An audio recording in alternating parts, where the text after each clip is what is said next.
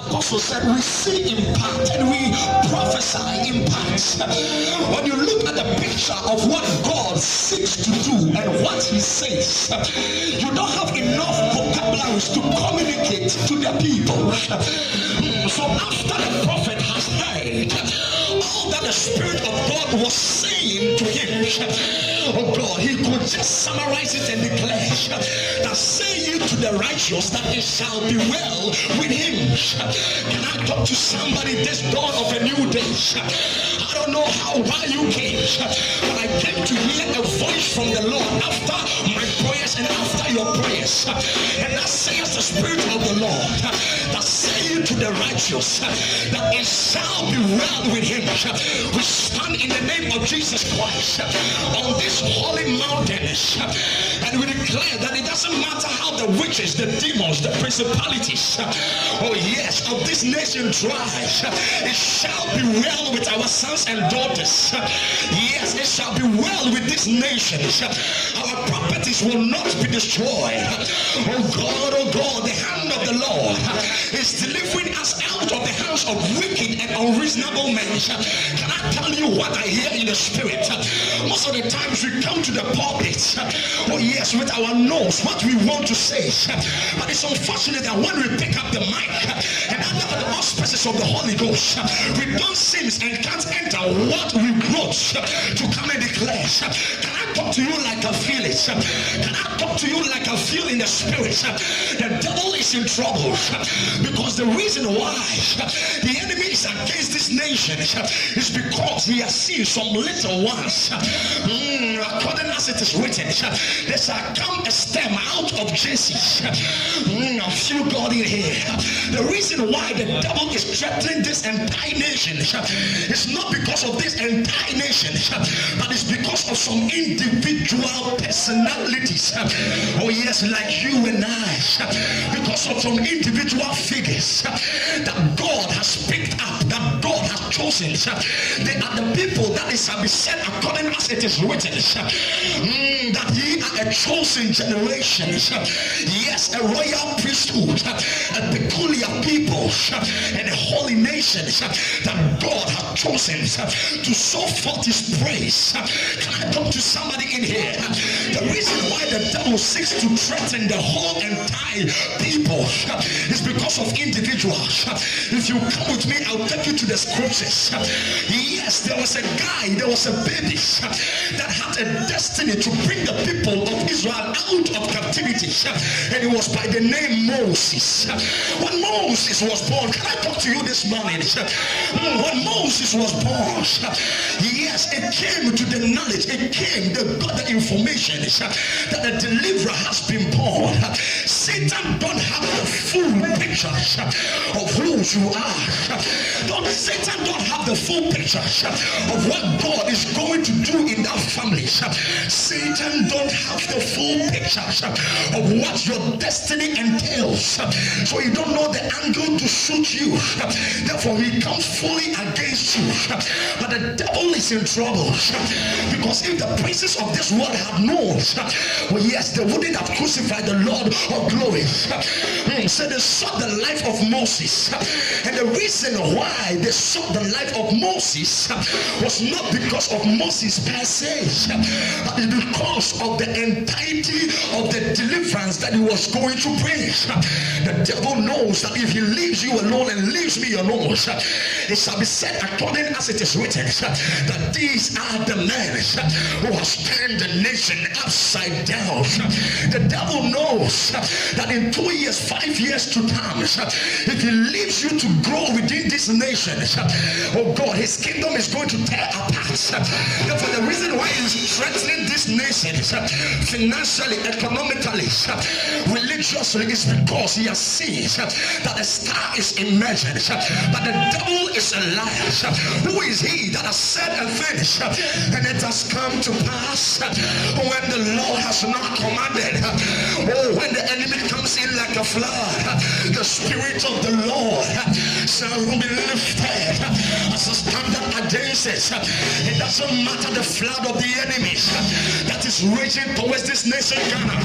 In the 7th of December, we stand here in the name of Jesus, lifting up the standard of the Spirit against every demonic flood, satanic flood that has been released against our sons and daughters, against our towns and cities, against our parents, against our properties.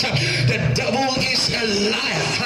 Oh God, the devil is in trouble. Can I talk to you for some few minutes before we launch into prayer? The devil is in trouble, because this is how I know that the devil is in trouble. As the man of God read, the Bible says that they shall surely gather, but it's not by me. Therefore, anyone that gathers against you, they shall fall for your sake. Therefore, the scripture comes in. On this condition will they fall if my people who are called by my name will humble themselves, seek my face, turn from their wicked ways, and stand in the gap, and hold on to the horns of altar, and stand between the dead and the living. I'm going to turn the captivities outside down, and then when it happens that way, it shall be fulfilled according to the scriptures. When the Lord again turned the captivities of Zion, we were like them that dreams. After the 7th of December, it's going to happen like a dream. Can I talk to somebody? It's going to be like a dream, not because it's going to be cool, not because it's going to be bed of roses, but it's going to be by the word of God, that when men says there is a cast down, there is a people that will declare there is a lifting up, not because it's going to be cool, but we know that even if it becomes fire, we have the word of the Lord, that yet though we walk through the valley of the shadows of death, we will fear no evil, for God is with us. His rod and his staff, it comforted us. And as a new day dawns, we lift up the sacerdotal rod against every predators that is against this nation Ghana, against the predators and the beasts testing for blood that is waiting to devour our sons and daughters. We release the sacerdotal rod and we strike them by the head. Have you not heard? And have you not read what David said? Is there not a cause? You thought you came here by mistake, but you came here for a cause. David said, I kept my father's sheepfold, and the lion and the bear came into the land. And he said, I went after the lion, and I went after the bear, and I smote the lion, and I smote the bear, and I took the lamb out of the lion's mouth. This day, in the name of Jesus Christ, as the year is going to an end, I enter into your father's house, I enter into your mother's house. Anybody that the enemy has held captive, that this year they want to kill before Christmas, the devil is a liar. I break through the gate of bronze, I cut into the bars of iron, and I declare your deliverance. Shout deliverance. I feel God in here. Oh God, I will praise. But this is the case that I want to paint that point.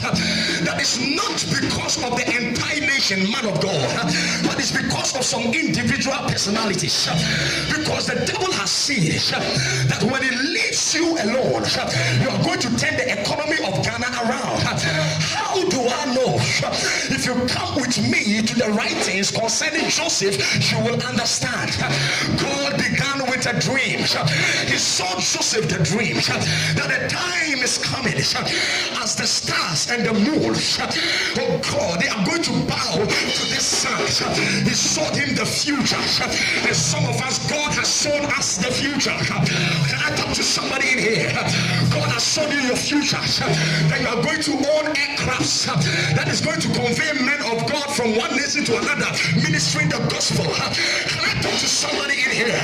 There are some of you in here that you have that dream, that you are going to own lands and you are going to build mega churches for the Lord.